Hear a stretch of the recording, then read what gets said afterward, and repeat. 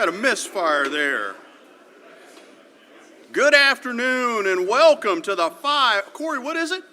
What? The 5,289th meeting of the Rotary Club of Tulsa, Club 2500, District 6110. We are delighted to have you here today. We're glad you came. You're going to be glad you're here. We've got a good program. We're going to start out with Jenny Graham, who's going to give an invocation followed by the Pledge of Allegiance.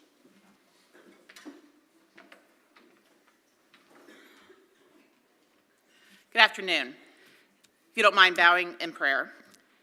Heavenly Father, thank you for bringing us together today in the spirit of community service, leadership, and education. Let us reflect on the opportunities we have to make a difference in our community this week. May we find the wisdom to be fair, the courage to seek truth, and compassion for those in need.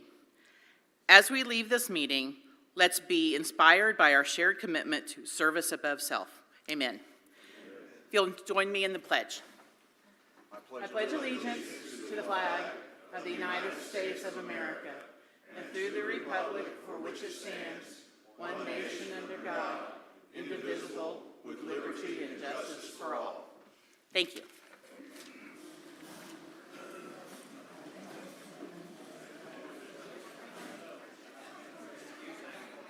Kind of enjoyed having Jenny as a member of our club. She works with the Tulsa Flyer and has a Substack newsletter, and she's an asset to our organization. We've got so many guests today, we can't get through all of them, but we have a few particularly distinguished guests besides member Duff Weddle, whose birthday is tomorrow. We have former chief of the Cherokee Nation, Ross Swimmer, who is the husband of our member, Carol Whitehill. We have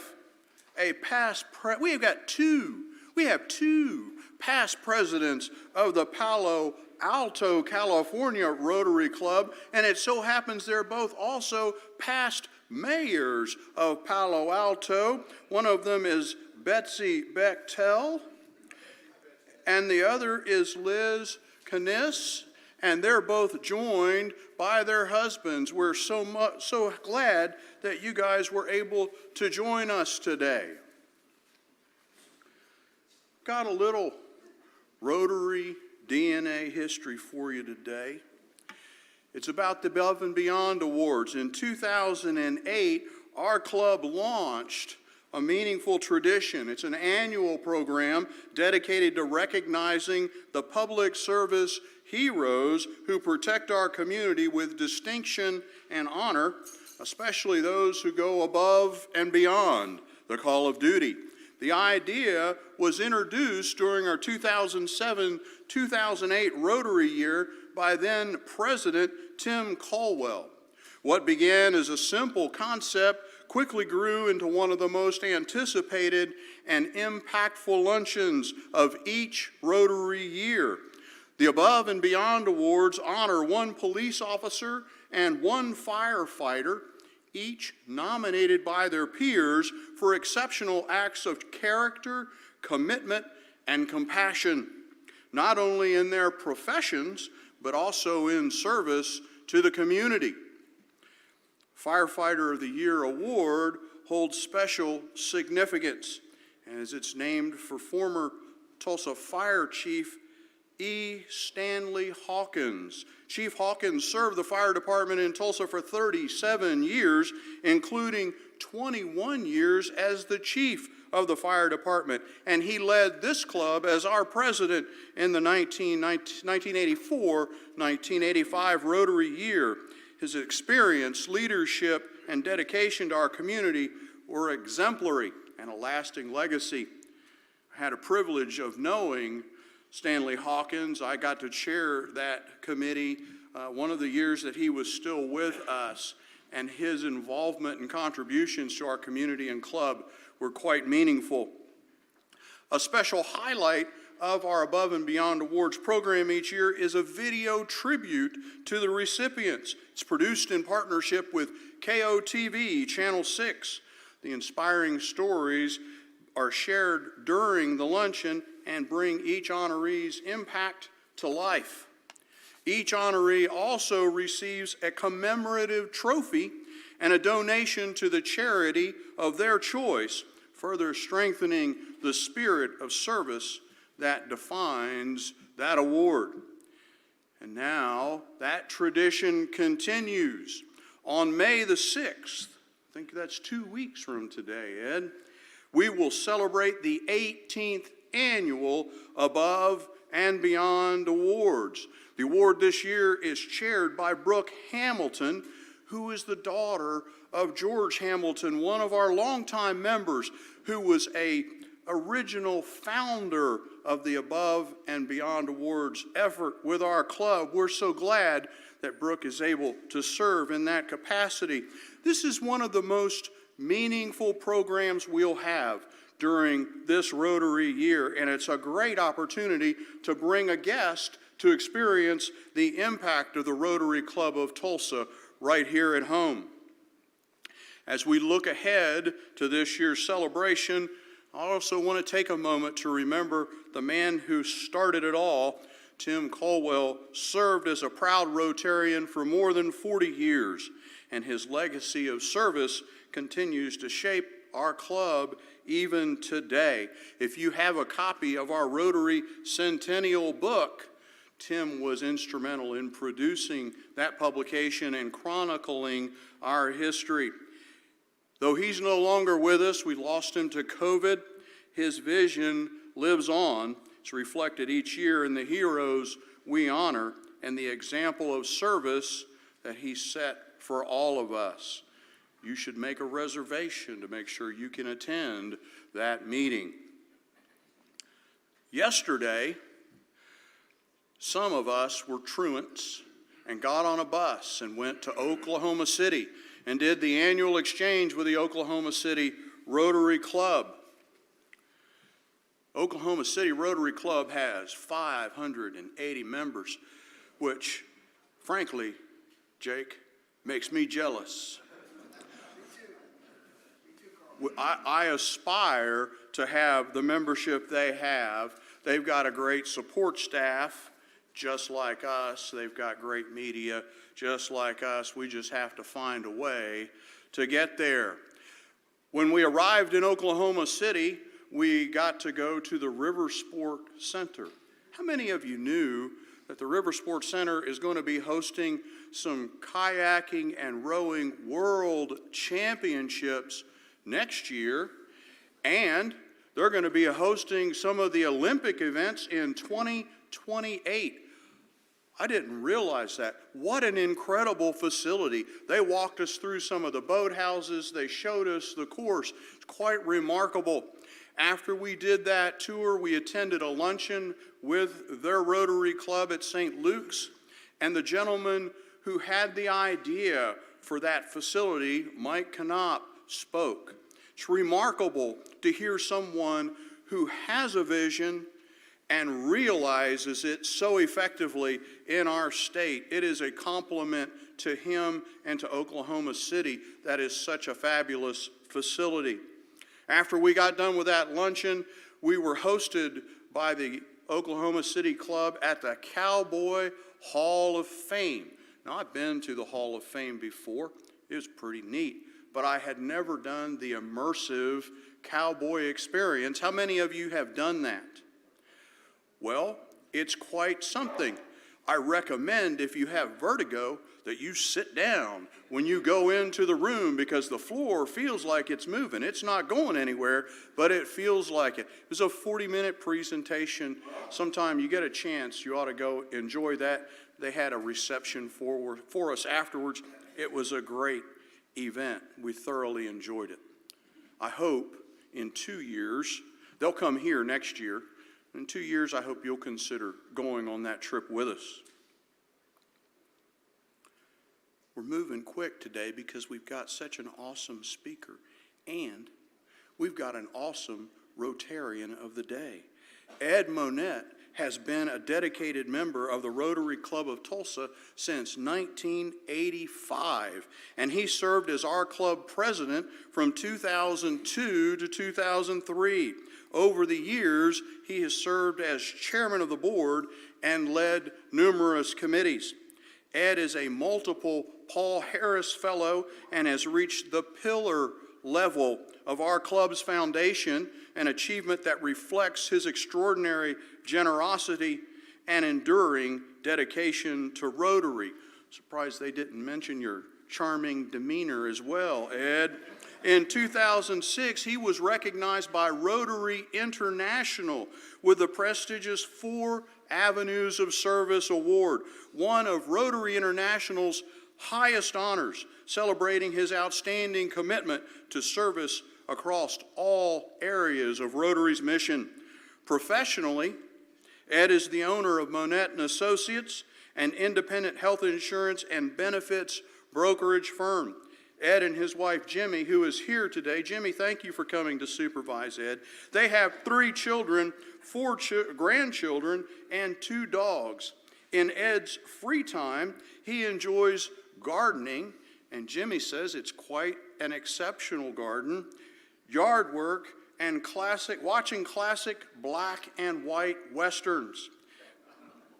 Here's an interesting fact. You want to talk about history. The Monette family has been involved with the University of Oklahoma as faculty and/or staff since before this club was founded, since 1909. Ed was even born on the very day the University of Notre Dame ended OU football's remarkable 47-game winning. Why'd you put that in the introduction, Ed? Holy cow. Please join me in welcoming past President Ed Monette.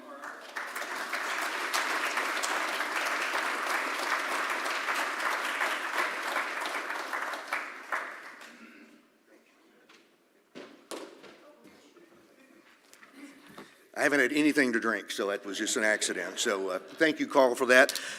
Joe Castiglione was named after, most of this was sent out in our Monday message. But because I know some of you have a challenge with literacy, and you know who you are, I'm going to give you some highlights. Joe Castiglione was named athletic director at OU in April of '98. For the next 28 years, under Joe's direction, OU athletics amassed 26 national titles, 117 conference titles. Joe walked into an athletic department that was a mess, losing both games and money. OU's athletic department is now one of the few in the country operating with a budget surplus. Joe has earned several AD of the Year awards from various publications and organizations. He has overseen investment and approvals amounting to more than $1 billion for athletic facilities. One statistic that sums up his impact on college athletics: 32 of Joe's former employees have gone on to become athletic directors or commissioners. A fun fact about Joe: he walked on as a safety at the University of Maryland. So ladies and gentlemen, please help me introduce or welcome Joe Castiglione.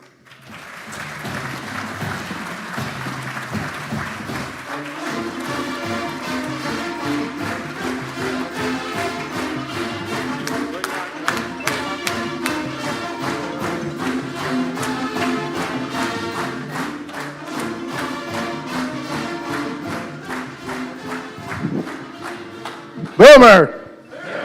All right. I'll be saying that to the day I die, I promise you. Well, so Ed and I talked about, format.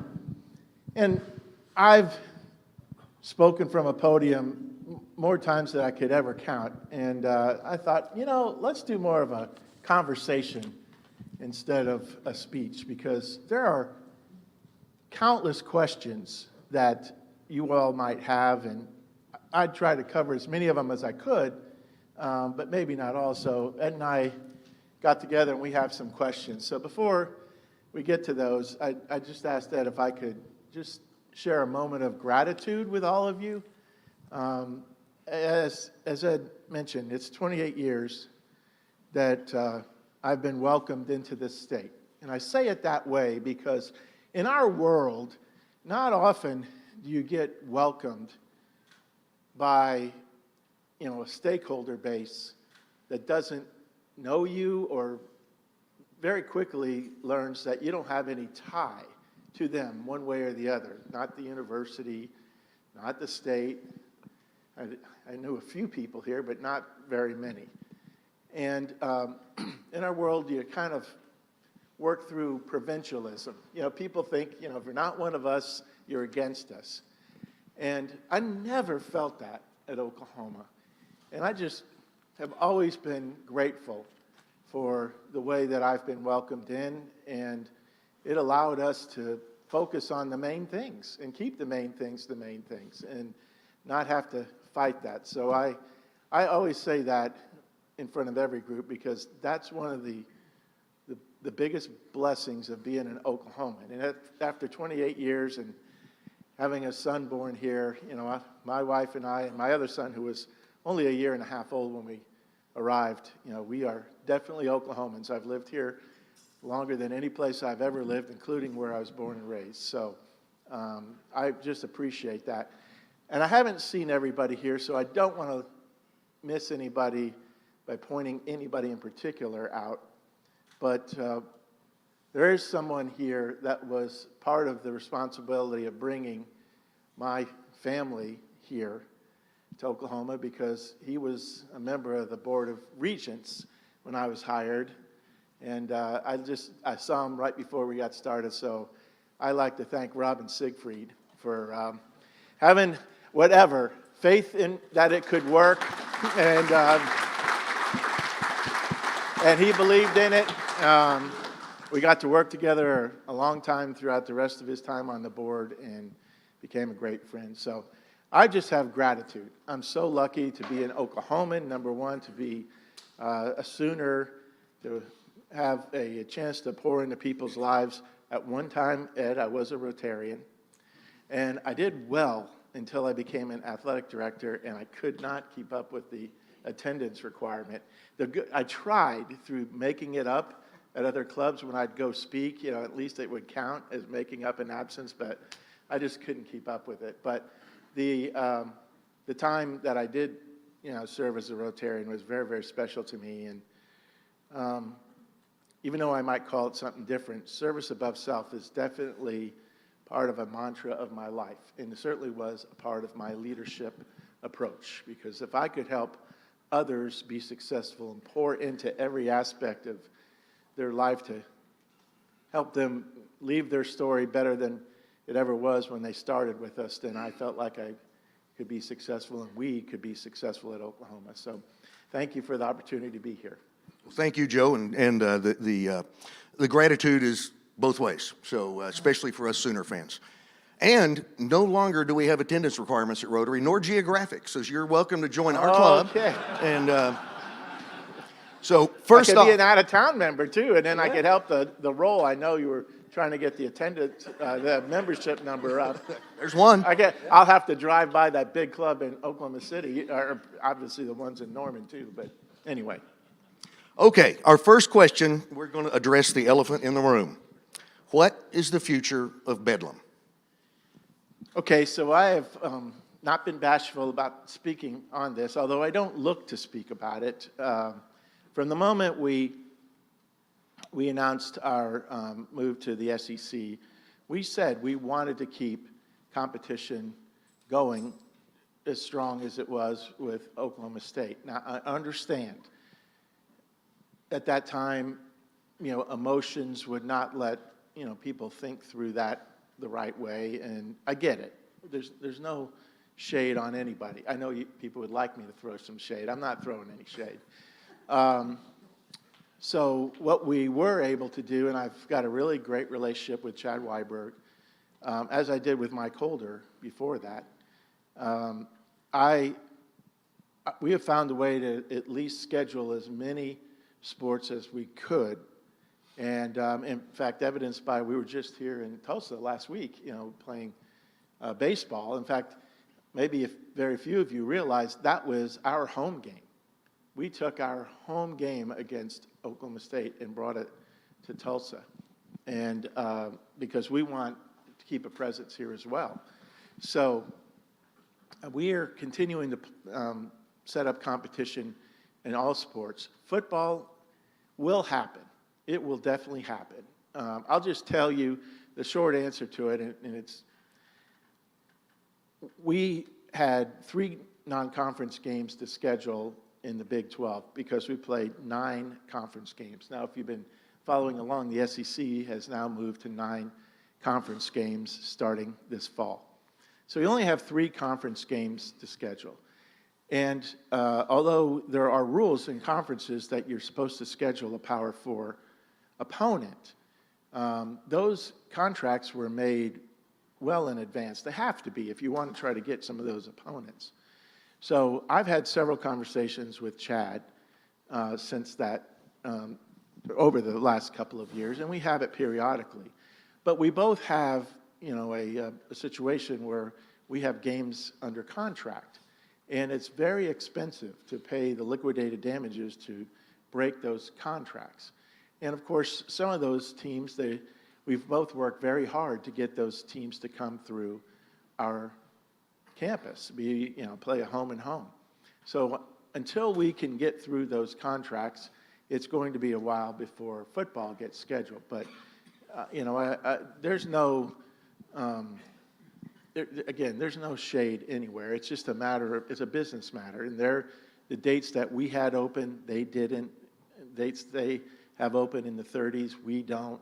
And so we keep talking, and now I know it'll be up to another AD, but we keep talking that we think there's a way toward the latter part of the 30s where it could get rescheduled on a regular basis. But we've moved past all the emotional stuff. Some of you have. Unless somebody, I know that just killed talk radio. I just killed it. You know, they every time we speak up about it, it causes another story. Okay, I mentioned the $1 billion in improvements, and included in that is the $450 million improvement to the west side of the Palace on the Prairie. Not included was the over $1 billion arena and entertainment district project that was recently approved. What's the status of those 2 projects? Great questions. Let me break it up into 2. First, the stadium renovation. We announced that in November. If you're followed along, back around 2013-14, we announced and put out, a lot of graphics about it, a master plan for the stadium renovation. And at one time, we were looking at doing 2 phases, the south end zone and remodeling the west side. We ended up just choosing to go forward with the south end zone renovation, and by every account since, it's been a smashing success. And of course, it didn't just include the new seating structure, but the building for football, locker rooms, weight rooms, meeting rooms, training room, everything players need for development. So this phase that we've announced is that initial second phase that we had put in the stadium master plan. We've made a couple of adjustments over time, like, believe it or not, we added handrails. That lower bowl is well over 100 years old now, in case you haven't realized. And it didn't have handrails there or in the upper deck. And I go into the stands. It's dangerous for an AD to go into the stands during the game. It's like really dangerous because you get every suggestion, complaint, mean-spirited comment. I always have to make sure I go in when we're ahead, because it's really rough up there. But I've always felt like that was important, to hear, to see, and let people see us, that we care about the fan experience. We really do. We have decisions we have to make sometimes. I know sometimes because of those decisions, people think, you're not really focusing on the fans. I can promise you, we wouldn't be alive if we didn't pay attention to how we can engage our fans. So the west side of the stadium is a result of listening to fans, their interests, their needs, knowing what the competition is doing. We have a state-of-the-art arena where thought it was state-of-the-art until they decided to build another one. Now we'll have a new state-of-the-art arena coming in downtown Oklahoma City. Many of our fans are experiencing what it's like to go to Thunder games and some of the amenities they have there. So dealing with, a 100-year-old stadium and a structure that's sort of constricted because of the parking garage that's behind it, there are a lot of, we've made a lot of engineers a lot of money because we brought them in and they've had to work with us to try to figure this out. And so our best approach is knowing we have to pay for this ourselves. We don't have a MAPS project or some kind of state funds coming to this, and certainly don't have any subsidies from the campus. So everything we do, we have to pay for ourselves. Fundraising, ticket sales, RevGen, whatever. We announced this renovation to the west side that would be all privately funded, so that $450 million. But part of what is kind of got the narrative out there and it got twisted is that we decided to reduce the capacity. That was never a goal. What happens is when we add chairback seats, because of the seating grates that were in the stadium previously for bench seats, chairbacks take more space, almost 2.5 seats per chairback. So that's what reduces some of the capacity. But you have to go back to remember the master plan. And this is what gets left out, is that the master plan includes another phase that brings the capacity up again. So at some point, we will add additional seats because the north end zone, will be renovated to match the south end zone. But as we go through this phase, yes, the capacity will drop.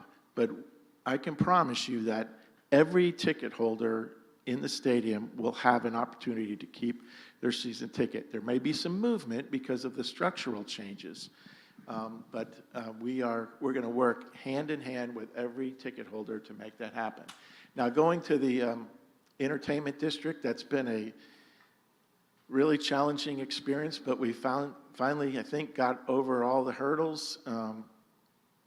We were approached to consider partnering with developers on creating an entertainment district for Norman and Cleveland County.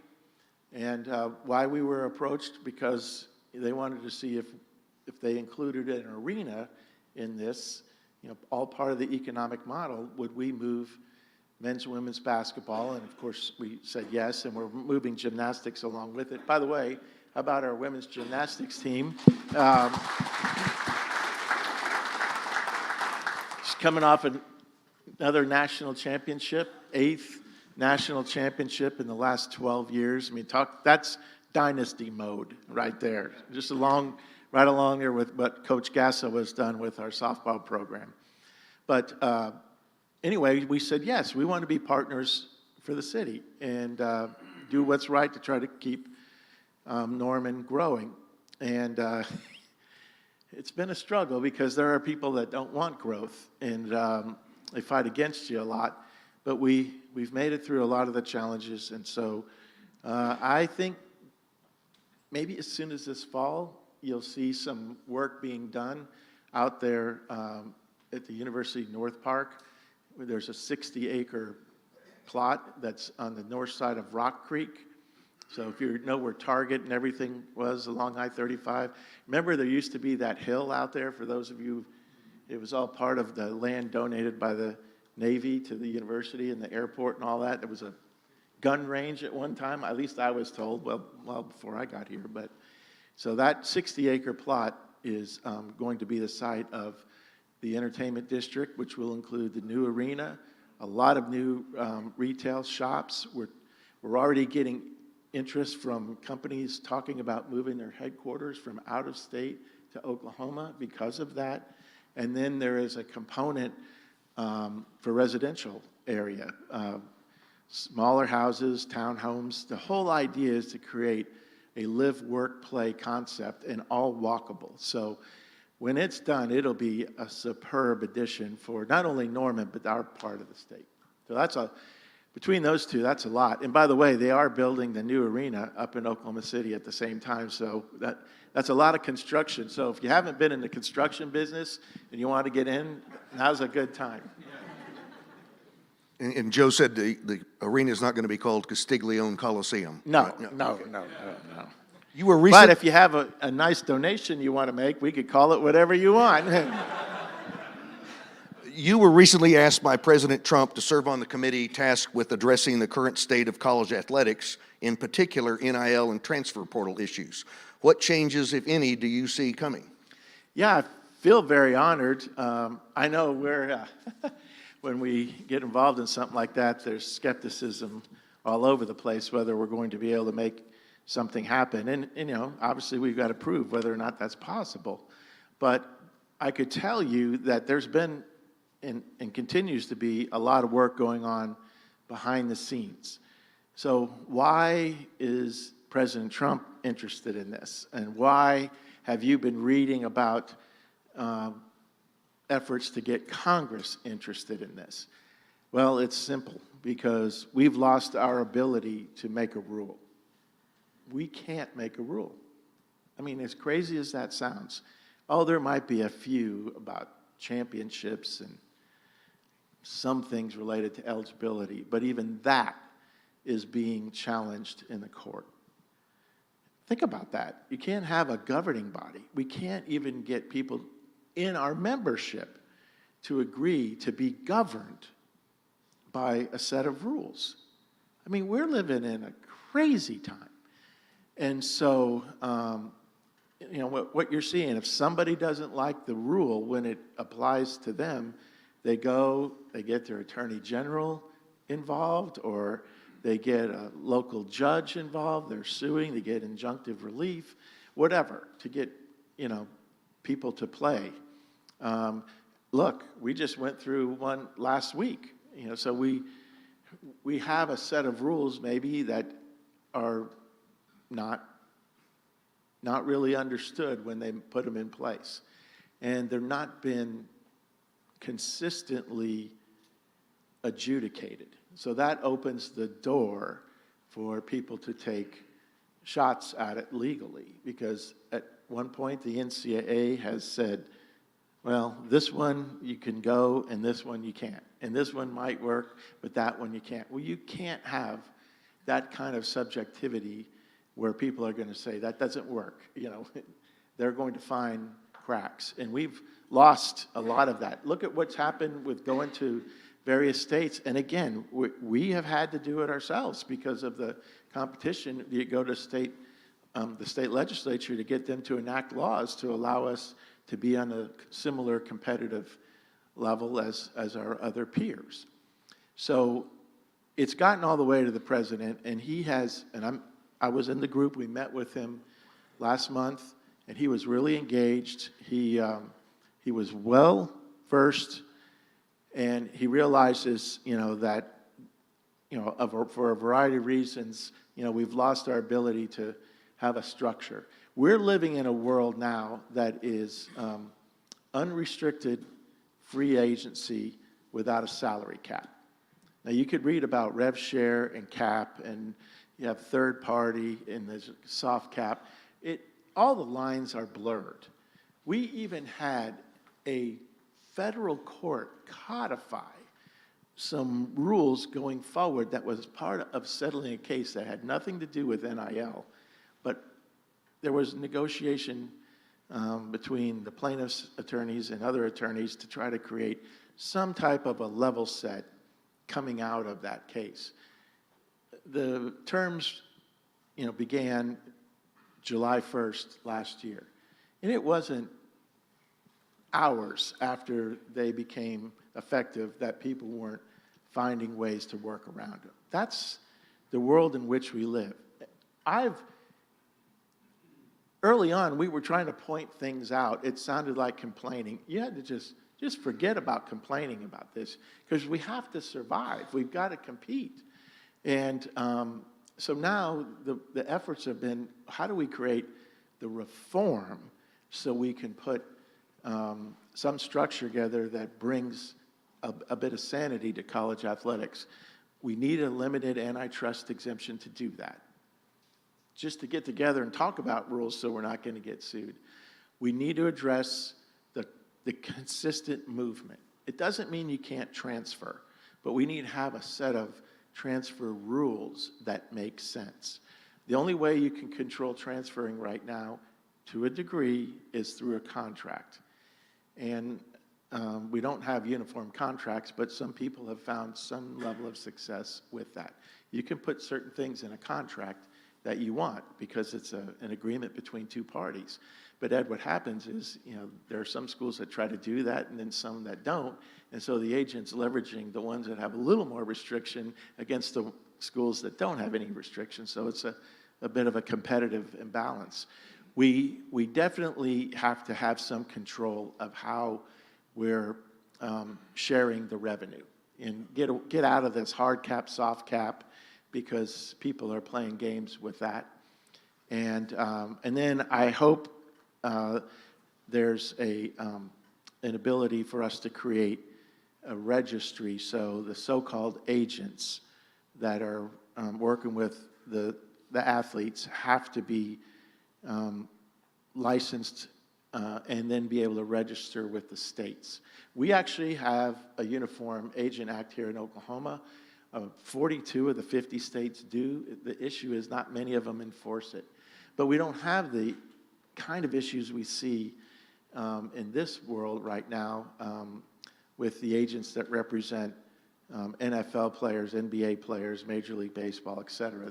They abide by it. I know as an AD, I'm always getting letters from agents that said they're having a conversation with one of our athletes about representing them.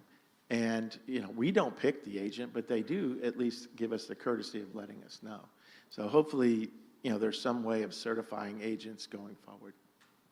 So it's a lot of work, and we're on a timetable of mid-July, so we'll see if anything happens. Good luck. Yeah. Do you see you mentioned softball and gymnastics. Do you see the popularity of women's sports continuing to increase? I do. Just look at the ratings and the attendance. For softball, we're averaging 4,500 tickets sold for every game. It's still not enough to pay for the sport entirely, but the revenue streams have come way up. And obviously the stadium we built is all being funded privately, so you can look at the revenue streams around that. Gymnastics, they're averaging, and it's growing, 8,500 in attendance for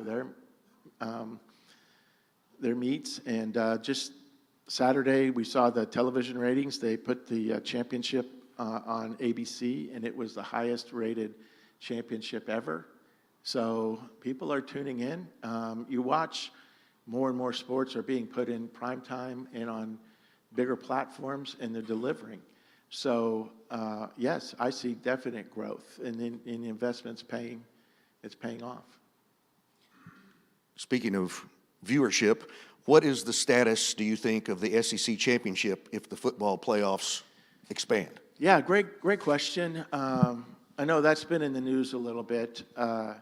If we go beyond 12, I do think there's a conversation for recalibrating the season and perhaps using the week we have now slated for a conference championship for a first-round playoff game. And again, you start to look at how many games, the number of games the players should be playing. And we're not like the NFL where if we have an injury, we can go get somebody off the waiver wire. Whatever you have when you start the season is what you have the entire season, at least so far. Who knows when somebody might challenge that. But so I think that's definitely up for consideration. The SEC was the first conference to create a conference championship game, so it's a lucrative opportunity. The revenue's all shared, with the member institutions, but it's a big event, and so we have to work through, unraveling that to, offset it with something else, which might be additional playoff games. In your 28 years as OU's AD and 5 as Missouri's, who or is or was the most entertaining coach to work with? I could give you something entertaining about every coach I've ever worked with. But I think I'd have to go back to working with Norm Stewart at Missouri. I love all my coaches here, and again, they're all entertaining. I could tell you stories about Bob, Sherry, Kelvin. You know, they all have great senses of humor. But Norm was in a category all to himself, you know. And I had a chance to work with Norm, and I still stay in touch with him, by the way. He's just turned 91 years old. But he was from an era that actually produced characters, you know, on the sideline. It starts with you have to be a great coach, which he was, Hall of Famer.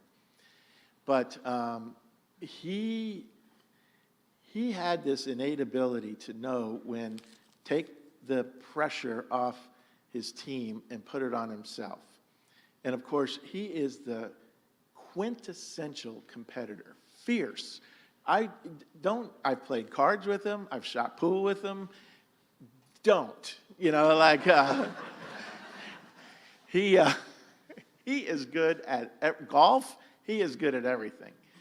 But also he has a sense of humor. He could say things at certain times and get away with it that nobody else could.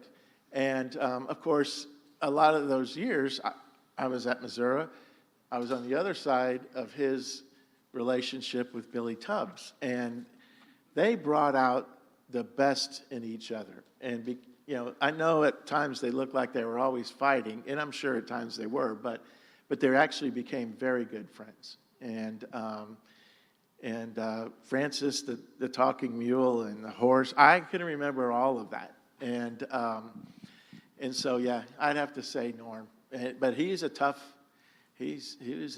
customer to work with, and I learned early on, you know, how to work with that kind of a personality. And like I said, we're still staying in touch to this day. All right, last question before we open it up to the audience. What are you most proud of accomplishing during your tenure at OU? Of course, you know, it's people will point to championships, and those are the ways that we often get validated. Maybe some of that's short-sighted because there's so many other things that happen that don't get talked about that are just, if not more important. So you got to include that. But I think the biggest accomplishment was bringing people together and unifying them around a vision, a purpose, a set of values, a way of doing things, an ability to show people that we could win at the highest level and doing it the right way with class and dignity, ethics, and be fiercely competitive. I think that, you know, in a nutshell, probably says it, and it's seeing people come to Oklahoma as their number one place to take their talents and gifts. So they're right then and there, they're saying, I'm giving you part of my life to help develop because I trust you. And we never, ever took that for granted. I tell every athlete, you have a chance to win a championship here. And the first thing they start thinking about is, well, it's a team championship or maybe an individual championship if you're in a sport like gymnastics or golf or tennis or track, as an example. And I said, no, that's not the champ. Yes, you can have that opportunity too, but the championship every athlete can win at Oklahoma is an academic championship. I actually look at getting a degree as a championship.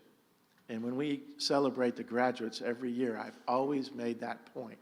Because you think about what they go through to try and stay on track toward the progress of getting a degree and then culminating in the degree itself. That is a championship every athlete can have, regardless of whether their team wins one or they win one on their own. In getting the graduation rates from 50, what were they, Robin? 50, they weren't above 53% when we got here, up to bumping up against 90%. To the cumulative GPA now was like 2.6 back then, and now it's 3.31. So we can't make people graduate, but we can do the things that help put them in a position to graduate. So when you think about the totality of it all, Ed, that's the part that I'm most proud of. As well you should be, yes. We have a few minutes, don't we, Carl? Yes, sir. We'll take some questions, except if you're wearing orange. Okay. I'll take one, too. Keith, you got one? Keith Bailey? I would follow up on your last comments. How do you deal with the professional player that's got his agent, comes in for his fifth year and maybe fifth college, when you start talking about academics? So that's a great question, Keith, and not a great solution at the moment. Having said that, they do have to get enrolled and be enrolled while they're competing for us. And not everyone, that we run into, is just looking to play and not consider the academic piece. But I'd be disingenuous if I told you that there weren't some, because many of them that are coming for 1 year, more times than not, they've already transferred 1 or 2 times, maybe 3, and they've received their undergraduate degree, and they have a year left of eligibility to compete. So they do enroll, but if they're trying to put themselves in a position to play at the next level, they're basically just considering what they have to do to stay eligible. And, I struggle with that a lot, because we see more and more, and you hear stories more and more about athletes that, because of online classes, they'll just enroll in online classes to stay eligible, never step foot in a classroom, and they do what the rules say they have to do, so they're complying, but in terms of progressing, we'd have to take it on a case-by-case basis. The issue that we try to focus on for them is what happens if you don't have an opportunity to play at the next level? Then where are you going? And so we're trying to do our best to help prepare them for life without sports. And that seems to resonate a little bit, and so you do get the connection between the classwork and what is going to take them into a successful life if sports are no longer part of it. Chaz? Speak to efforts to increase the competitiveness of your wrestling program. Yes. You want to repeat the question? So the question was, can we speak to the efforts that are being made to increase the competitiveness of our wrestling program? So yeah, that's been that's been one of our challenges, especially during this period of time. We did significantly increase the number of scholarships that we offered to wrestling this past year, and will. In fact, we're probably offering as many or as much as most, in terms of helping build the roster that way. They do not have, at the moment anyway, they do not have revenue share. That doesn't mean they won't ever, they don't. So that's a differentiating factor, especially here in this state, with Oklahoma State, because they do. But, and we can not go off on a tangent or down a rabbit hole here, but those are strategies that we think through, clearly, in trying to determine where we need to allocate our resources. And there's just not enough resources to go that far. So it has put them, a little bit behind other programs that are allocating resources to wrestling. But in those cases, they're not allocating resources as much to football or to women's basketball or softball or gymnastics. It just might be that's one of their sports that they've picked. And so every school gets to decide that. That doesn't mean we don't like wrestling. It doesn't mean we are ignorant of the great tradition we have in wrestling. We embrace it all. But this past year, we found ways to create some opportunities on the NIL side, so that's outside the rev share, and it's actually helped us sign some wrestlers and secure some transfers. Unfortunately, the best one this past year tore his knee up before the season, so no one ever got a chance to see him. John? So I coached for 27 years, soccer, cross-country, football. How do you build teams? What we've got today with all these kids transferring and all the money, how do you go back to your coaches and help them build programs that have continuity from year to year and help build on these student athletes and help them get the teamwork and the things that they need to be successful? It's much more complicated than it ever was, obviously, and you outlined why. But you still have to stick to your principles and what coaches want as part of their team. And from one coach to the other, they may have slightly different approaches. But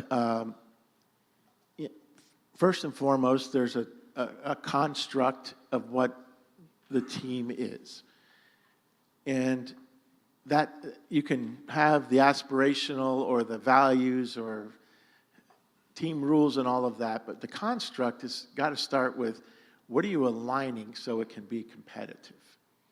Because that's, in today's world, talent identification and acquisition is more of the buzzwords than anything. And there's recruiting to that, of course. There's the financial component to that as well. But what are you trying to build as a team structure so you can compete against the best? That's why we started with a different model when we saw how the world was changing in football. We were the first university to go out and hire a general manager. But even though the general manager is now, and their staff is now charged with the identification, the talent assessment, the valuation, dealing with all the negotiations, they're still aligned with Coach Venables. And what he believes and what the group believes is the team identity that we have to be able to compete to win in the SEC. Because if you're winning in the SEC, you're going to win nationally. But you still have to get through the SEC first. And it's working really well. Jim Nagy, we were just so thrilled with him coming aboard. The staff he put together, you're going to see, how you put that group together. And then it's the relational part. And no one, I'm just using Brent as an example, but no one builds the relational part better than Brent Venables. He is an elite recruiter, but he's also very intentional about how he creates and upholds the tenets of what he wants on his team. So there's accountability to that. And part of when you're recruiting, assessing, bringing people in, you lay that out to them. So they have to know, if you're coming to Oklahoma, this is what you're going to be part of, because this is how we're going to hold ourselves accountable. And if they can't live to that and can't agree to that, well, then they can't be at Oklahoma. So we have gone back and assessed what those tenets had to be and align that with the talent model and bring it together, because at the end, the players still want to be coached. They still want to be developed.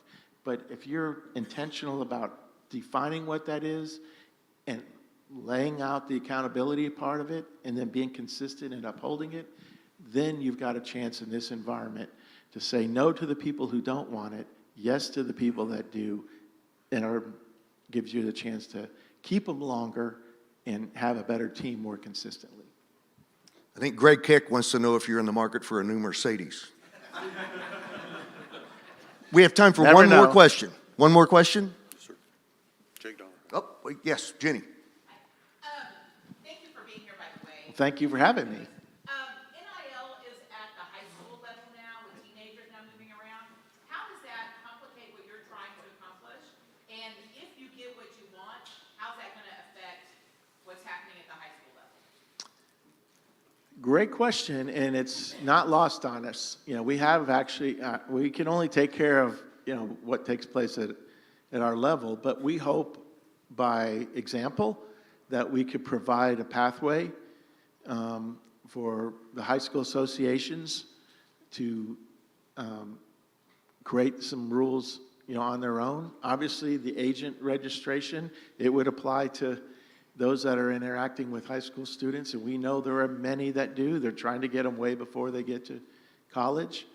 I've talked to many high school coaches and hear their plight, just, similar to what we're facing, as you mentioned, Jenny, in college. So we think there will be some carryover, if you will, to the high school area, and hopefully we focus on certain things that they may be able to take what applies to them and do the same. Thank you, Joe. Thank you, Ed.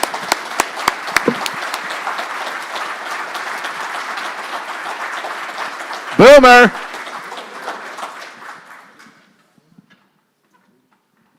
How many OU alum are in the room today? That's a lot. So, Joe, one of the things I appreciate about you is the integrity that you exude. That's meaningful to me. My favorite quote of what you said is that getting a degree is a championship. That's a lot of value. So I'll challenge the OU alum in the room. I'll put up $250 if 3 other alum will put up $250, and we'll make Joe a Paul Harris Fellow. Are there 3 alum that would join me on that? Harvey, David, and this gentleman here. Oh, Fraternity brother of Ed Monet. holy cow, we got more than 3. That's good. Well, if you'll help me with that, I'd appreciate it. Joe, you're going to be a Paul Harris Fellow. Thank you. Wow, that's awesome. Thank you very much.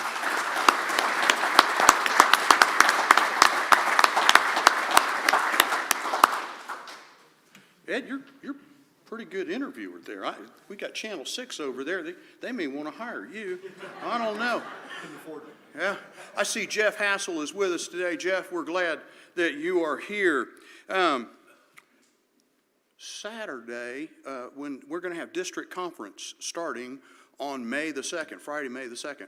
On Saturday, May the 3rd at noon, those of you that were here when we had the 4-way speech contest, the 2nd at noon? On Friday, May the 2nd at noon. Saturday, May the 2nd at noon. Saturday, one of these Saturdays in May, the young lady who won the 4-way speech contest for us is going to be presenting at the district conference. And if you have the time to stop by and see that, Eric Ortega can give you the exact date, which I can't pin down, and make arrangements for you to get to see that. But we're real pleased that she's made it all the way to district competition. Who's here with Above and Beyond Committee? Are we doing a meeting today? Room 231, I believe. Room 231, there's an Above and Beyond Awards Committee meeting. If you're part of that, please meet Rob Berry up there. Joe, we're going to give a book to our partner in education, Celia Clinton Elementary. Billie Jean Pete, Athlete, is the book we're giving today. Jenny Hammock picked that for us. Upcoming programs. Hear me now. Next week, there will not be a meeting in this room, so please don't show up here. There will not be a meeting here. It's Service Above Self Day. It's going to be held at Our Blood Institute at 4601 East 81st Street, which is about 2 miles away from my office. I attended the one we had there last year. You'll learn a lot, and you'll do some things that you feel really useful about to serve our community and the healthcare industry. They provide lunch. Last year, they had Chick-fil-A for lunch. That was worth the trip for me. May the 6th is the Above and Beyond Awards. Please plan to attend that. And on May the 13th, how many of you watch Channel 2 News occasionally. We have a new reporter there, Brody Myers, been there for a while actually. Very good. He's going to come and talk to us about how the sausage is made in the newsroom. Want to thank our Rotary sponsors. Their sponsors' names are on the placard in the middle of your table. Without their contributions, our club would not be able to thrive the way it does and have people like Ed Monette up on the podium. We appreciate those sponsors' partnership with our club. Thank you to everyone who came here today. We're glad to have you. I hope you'll join us again. We are adjourned.